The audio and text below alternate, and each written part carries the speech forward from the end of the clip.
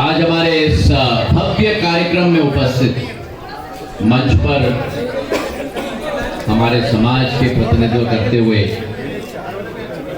Bharatiya Janata party के जिलाध्यक्ष अभय चौधरी साहब,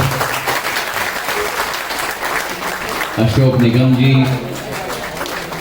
एस.के. श्रीवास्तव जी, अरुण कुलश्रेष्ठ साहब, राजेश्वर राव साहब, नितिन श्रीवास्तव जी, आभा सिन्हा जी, शशिकांत भटनागर साहब, वैभव श्रीवास्तव साहब, हमारे संतपुर सरपंच मनपुरा से मेरे पिछोड़ से आया है बसंत श्रीवास्तव, डॉक्टर करुणा सक्सेना, पूर्व पार्षद हमारी नवदीप सक्सेना जी, आशीष श्रीवास्तव, ब्रजमोहन श्रीवास्तव, जगदीश कुमार श्रीवास्तव, मेरे पास में खड़ा हुआ मेरा अपना आलोक श्रीवास्तव, और मंच पर आसीन हमारे साथ मध्य प्रदेश सरकार में ऊर्जा मंत्री के रूप में प्रद्युम्न सिंह जी, मुन्नालाल गोयल जी और समस्त महानुभाव जो यहाँ उपस्थित है, और कायस्थ समाज के मेरे सभी जनमान्य नागरिकगण, नहीं मैं तो परिवार के सदस्यगण जो यहाँ बैठे हैं।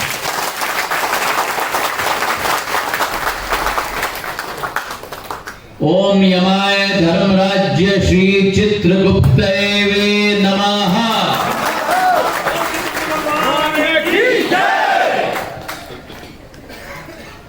हमारे समाज का इतिहास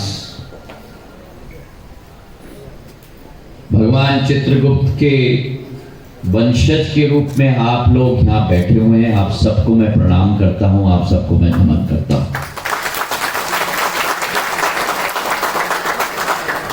हमारे कायस्थ समाज का एक बहुत ही विस्तृत और लंबा इतिहास है। एक ऐसा इतिहास है जहां शायद कोई कालखंड भारत के हजारों साल के इतिहास में न गुजरा हो जहां कायस्थ समाज के महानुभव ने अपना योगदान इस भारत माता के प्रति दिया। जिस भी दृष्टिकोण से आप देखो,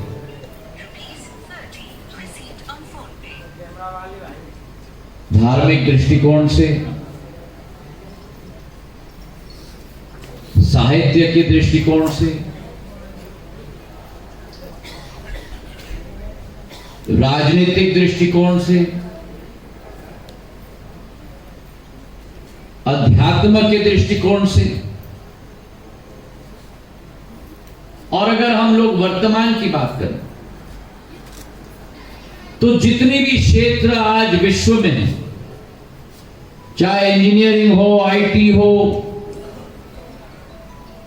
मैन्युफैक्चरिंग हो, सर्विसेज हो, हमारे कायस्थ समाज के एक एक नवरत्न ने अपने प्रकाश के आधार पर इस विश्व को आगे बढ़ाने का काम किया। आप लोग थोड़ा इधर आ जाओ, कैमरा वाले ना इनको पसंद आ रहा है ना मुझे पसंद आ रहा है, और आप अपना लाइट बंद कर दो। नाम मेरा ज्योतिरादित्य है।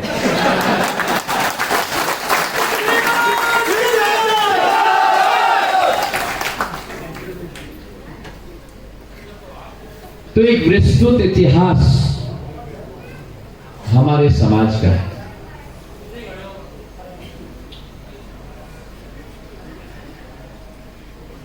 मैं सोच रहा था यहां आने के पहले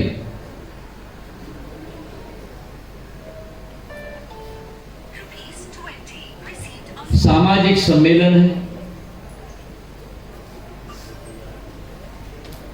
और कायस्थ समाज की भूमिका केवल ग्वालियर में नहीं, केवल मध्य प्रदेश में नहीं, संपूर्ण भारत में नहीं, पर यह अतिशयोक्ति नहीं होगी अगर मैं कहूं संपूर्ण विश्व में रहेगी।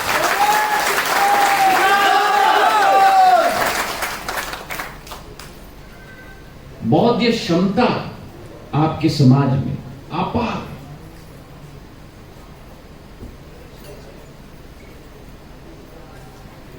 संकट सामने रख लो तो समाधान निकालने की श्रेणी में पहला व्यक्ति आएगा तो कायस्थ है।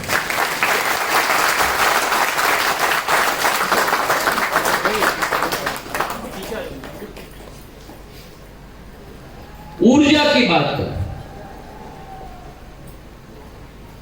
सामान्य तौर पर अगर एक काम दिया, 2 काम दिया, 15 काम दिया तो बोझ बन जाता है, लेकिन कार्य और काम कायस्थ के लिए कभी बोझ नहीं बनता, वरदान के रूप में है।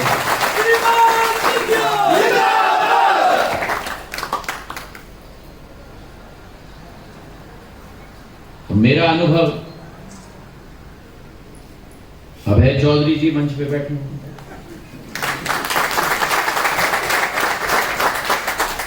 आज भी युवा मोर्चा के कार्यकर्ता के रूप में कार्य करते हैं। मैं कभी कभी इनको 11:30 बजे 12 बजे कष्ट दे देता हूं, जी महाराज साहब बताइए, सदैव तैयार होते हैं। और इनके साथ मेरा अनुभव रहा है केवल बीजेपी में आने के बाद नहीं, लेकिन बीजेपी में आने के पहले जब मैं उधर भी था तब भी इनके साथ कई बार हम लोगों की लंबी चर्चा हो। आलोक मेरे पास खड़ा है,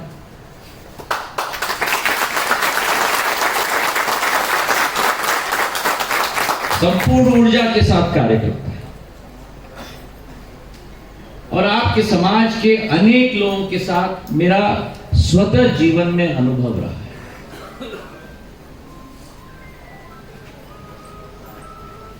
हमारे माधव महाराज ने उनको बसाया था,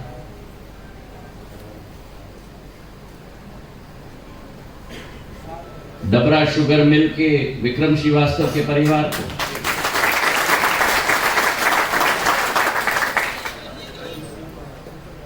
उस जमाने में वो जमीन देकर एक दूर दृष्टिकोण थी माधव महाराज कि किसान के लिए प्रगति होगी, विकास होगा, औद्योग की स्थापना। और तो और मैं क्या कहूं,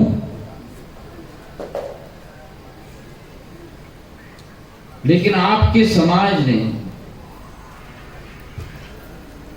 एक ऐसे नवरत्न को तोहफे के रूप में भारत माता को नहीं लेकिन विश्व को वरदान दिया है, स्वामी विवेकानंद के रूप में।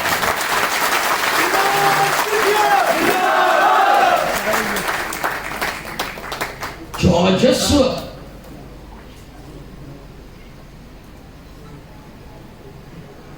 जो उनकी शक्ति, अपार शक्ति, आज वे हमारे बीच में नहीं है, लेकिन उनका चित्र देख लो, उनका चित्र देखने से ऊर्जा हमको प्रदान हो जाती है।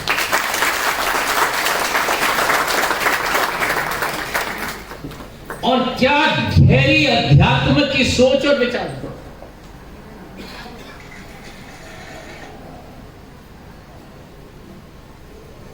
1917 में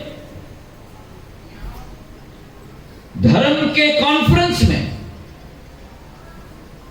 जहां सभी धर्म के धर्म गुरु उपस्थित थे, वहां 22 साल के स्वामी विवेकानंद जी ने पूरे विश्व को हिला दिया।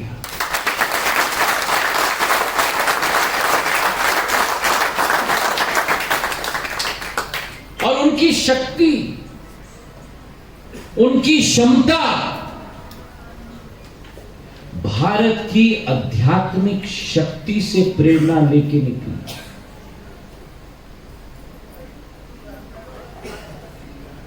उनकी जीवन की आधारशिला, उनकी जीवन की विचारधारा,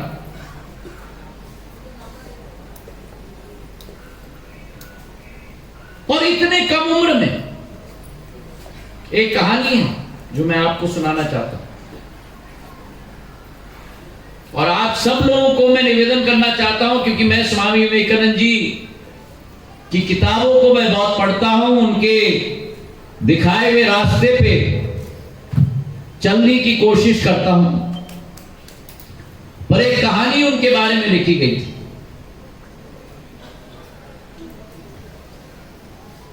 स्वामी विवेकानंद जी की मां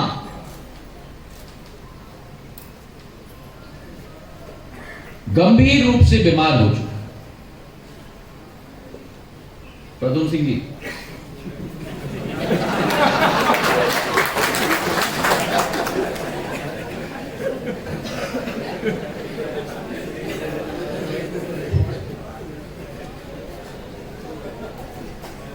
गंभीर रूप से बीमार हो गए। उस जमाने में स्वामी विवेकानंद जी के पास दवाई के स्रोत नहीं थे, साधन नहीं था, राशि नहीं थी, तो कहां जाए? हिम्मत वे हार गए थे। तो गए वे अपने गुरु रामकृष्ण परमहंस जी के पास।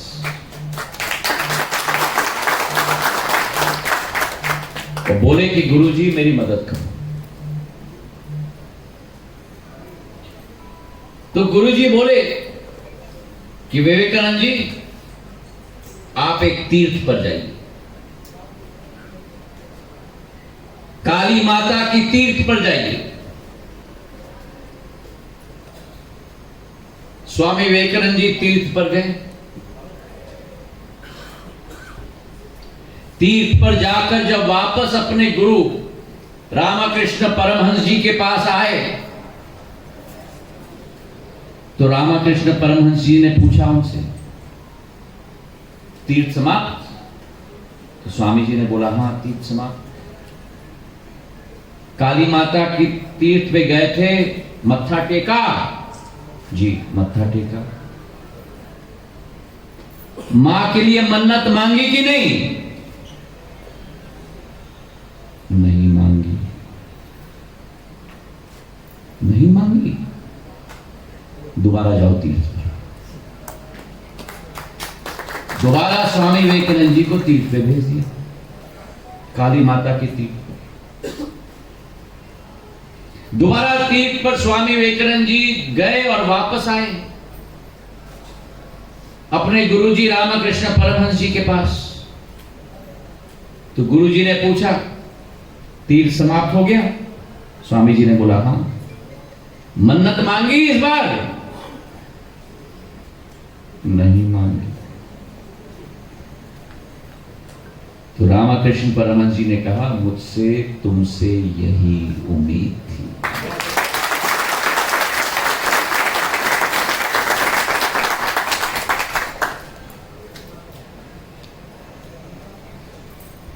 अध्यात्म की शक्ति वो होती है जो व्यक्ति को अंदर से मजबूत करता है। किसी भी परिस्थिति के सामना करने में व्यक्ति को ढाढ़स पहुंचाने की जरूरत मनुष्य को अंदर से स्वतः से होनी चाहिए।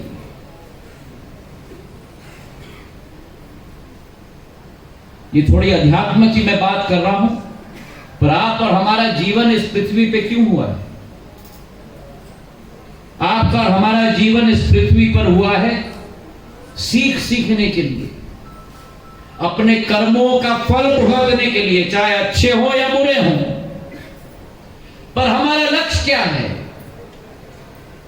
हमारा लक्ष्य इस जीवन में मंत्री बनना, संतरी बनना, मुख्यमंत्री बनना, बड़ा व्यापारी बनना, करोड़पति बनना, अरबपति बनना, ये नहीं है। क्यों? क्योंकि ये याद रखना आप लोग, हम लोग इस दुनिया में निर्वस्त्र आते हैं और निर्वस्त्र जाते हैं। केवल एक चीज आप अपने साथ उस चिता पर ले जाओगे और वो है लोगों की दुआ, लोगों का आशीर्वाद और लोगों का प्रेम।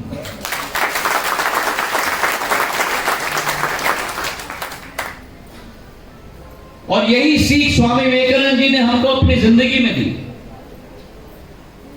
तो चाहे हम स्वामी विवेकानंद जी की बात करें, और एक और कहानी मैं आपको सुना दूं, क्योंकि मैं देख रहा हूं जैसे सामाजिक सम्मेलन में मैं जा रहा हूं तो ज्यादा करके हम लोग वर्तमान की ही बात करते हैं।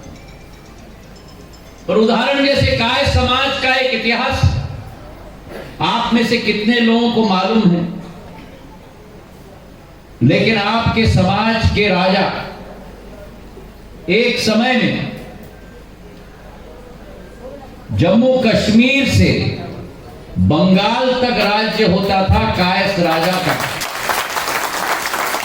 आप में से किसी को उनका नाम याद है? पूरा नाम? तालियां बजाइए महिला के लिए। नहीं, आप मत बजाइए, आपके लिए तालियां बजाइए। किसने बोला? तालियां बजाइए, तालियों की गड़गड़ाहट। और उन्होंने जितनी विदेशी ताकतें थी, ये डब्बे की बड़ी कठिनाई है। डब्बे के बिना जिंदगी नहीं निकलता, डब्बे के बिना नहीं निकलता, डब्बे के साथ भी नहीं निकलता। जितने भी विदेशी आक्रमणकारी लोग थे, उनका सामना हमारे महाराजा ललितादित्य मुक्तापीड ने स्वयं किया और चीन की सेना को भी वापस भेजा। ये आपके काय समाज का इतिहास है। आपके काय समाज का इतिहास, आपके समाज के व्यक्ति भारत के लोकतंत्र के सर्वोच्च पद पर डॉक्टर राजेंद्र प्रसाद इस देश के राष्ट्रपति के रूप में विराजमान थे। वही डॉक्टर राजेंद्र प्रसाद जो ग्वालियर आए हैं शिवाजीराव महाराज के समय में, कई कार्यक्रमों में, राजमाता साहब के समय में।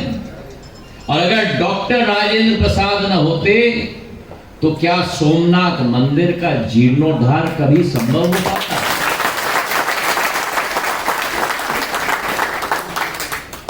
और जब जब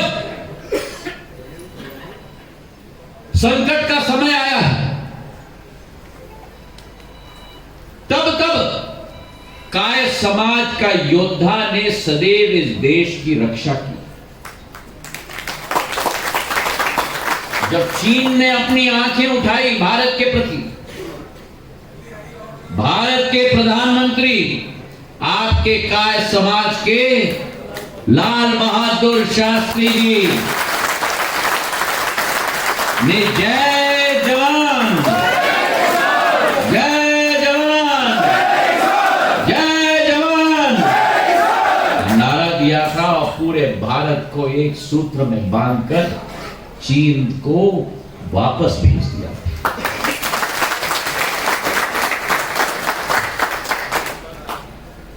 हमारे समाज ने युग युग में एक एक पल में भारत की एकता और अखंडता बनाए रखने में अपना योगदान दिया। जब भारत के ऊपर काला बादल आया, आपातकाल इंदिरा गांधी ने घोषित की थी, मेरी आजी अम्मा को जेल के सलाखों के पीछे डाल दिया था। उस समय, उस आपातकाल के समय में अगर कोई योद्धा आया जिसने कांग्रेस की सरकार को उखाड़ के फेंकी, तो जयप्रकाश नारायण आपके काय समाज के नेता ने किया।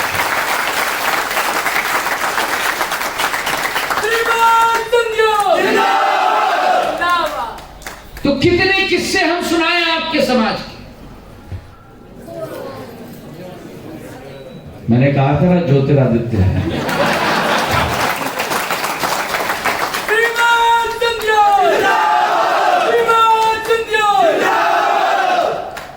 और हमारे मराठाओं के साथ भी, और शायद ये सूचना आपको ना हो, और आपको होगा तो मैं आपका प्रशंसक बन जाऊंगा। हम मराठाओं के साथ भी छत्रपति शिवाजी महाराज की सेना में अगर सबसे प्रखर सेनापति थे तो बाजी प्रभु देशपांडे और मुरारबाजी देशपांडे चंद्रसेनिया काय समाज के हमारे सेनापति।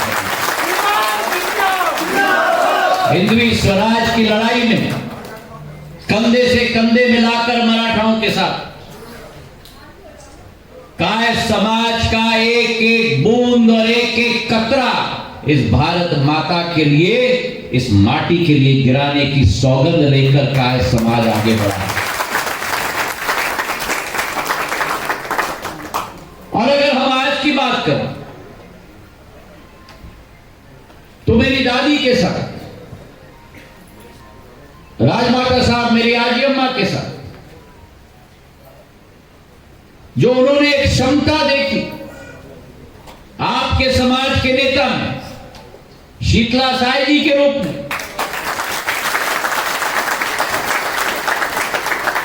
और मेरी आजी अम्मा के साथ कंधे से कंधे मिलाकर केवल राजनीति में कार्य नहीं किया, लेकिन आज जो जहरीला बीमारी इस विश्व में है उसका सामना करने के लिए अस्पताल ग्वालियर में बनाया, वो शीतला साई जी को मैं आज नमन करता हूं। तो एक लंबा इतिहास है काय समाज का, गौरवान्वित इतिहास है,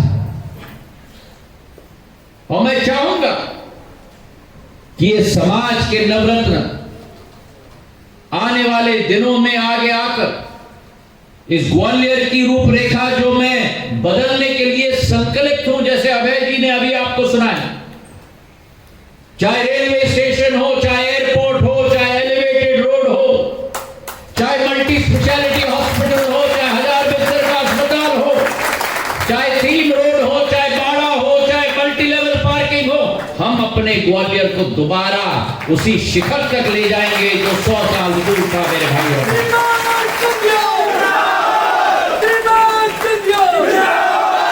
पर आपकी सहायता और आपके समाज की बलहस की मुझे जरूरत है। चुनावी समर है, हम तुम्हारे साथ हैं, चुनावी समर है, हम तुम्हारे साथ हैं। और चुनावी समर में बरगलाने के लिए बहुत सारे अतिथि मेहमान आएंगे ग्वालियर। कुछ तो पिछले कई महीनों में आ रहे हैं,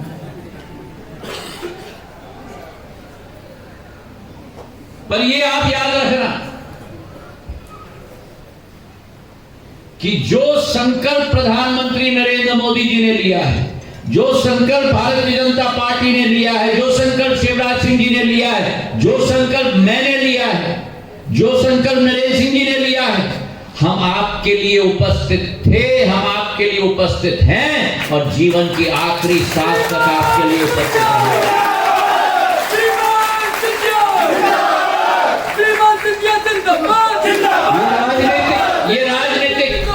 ये राजनीतिक मंच नहीं है तो मैं राजनीतिक बात नहीं करूंगा,